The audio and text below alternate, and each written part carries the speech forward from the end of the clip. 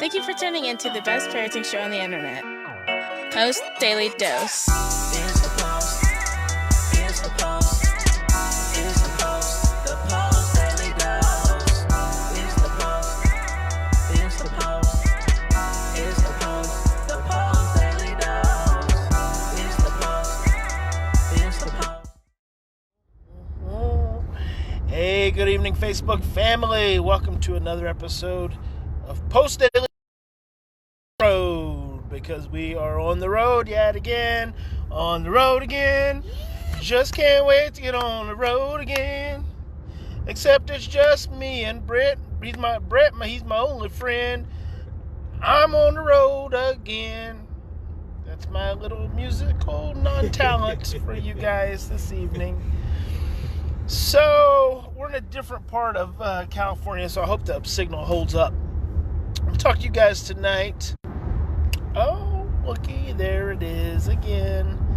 But it's going to do that in and out thing, which is always frustrating. Because then I'm like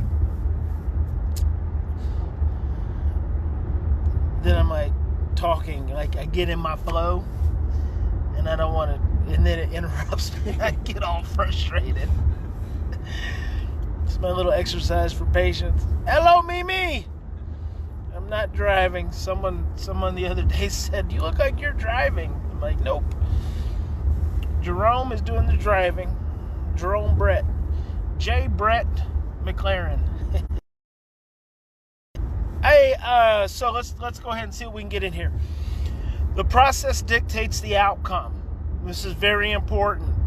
The behaviors that you are dealing with your children are the outcome of a process. Most parents think that severe behavior is unpredictable. I just had a parent say the other day, the school is having the same experience we have. You just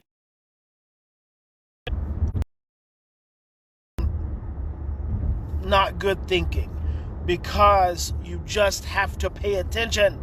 The problem is when we are stressed, listen to this. The problem is when we are stressed as parents, we move into survival, which means we are not attuned to what our children need. Hello there, Jessica. Jessica says, hi, Jerome. We're not attuned to what our children need, and that's how we miss the cues. They're always given cues because all children have the window of tolerance. And the longer the day goes by or the stress sets in, the smaller the window of tolerance. The window of tolerance gets smaller, you see the out.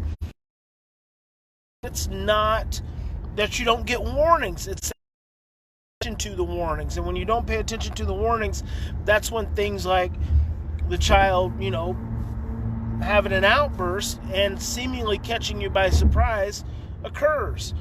But are a manifestation. And if you can learn to pay more attention, number one, just breathing. I close every Post Daily Dose with breathing, choosing love, taking 3 to 10 deep breaths and choosing love. That allows you to be more mindful. And when you are more mindful, you are capable of being more attuned to what's going on with your child, where they're at emotionally, where they're at physically. And that allows you to be tuned in. But when you are in stress and you're in survival, you cannot be tuned in, so you miss those cues. And I see it happening in schools all the time. A young man who's in a school right now, and even today I dropped him off. Had a little visit with him, dropped him off. He was regulated. But this is a child who's stress sensitive. And he walked to his classroom by himself. That seemingly... There we are, we're back. That seemingly should be fine, but when you have a child who's stress sensitive, there's a whole lot of things that can happen between points A and points B, and when you don't realize it, hey, Terry Lynn, when you don't realize it, then Terry Lynn called you Rhonda. Jerome. She called you Rhonda. Why? And so his name actually, you guys should know this. Brett is my assistant and my driver. Is his official name. That's his birth name. That's the name parents gave him. I call him Jerome because that comes from Purple Rain. Morris Day and the time, Morris's sidekick was Jerome. So that's why I'm always calling him Jerome. And he answers to Jerome, so I like it. So I'm like Morris Day. Jerome. Oh!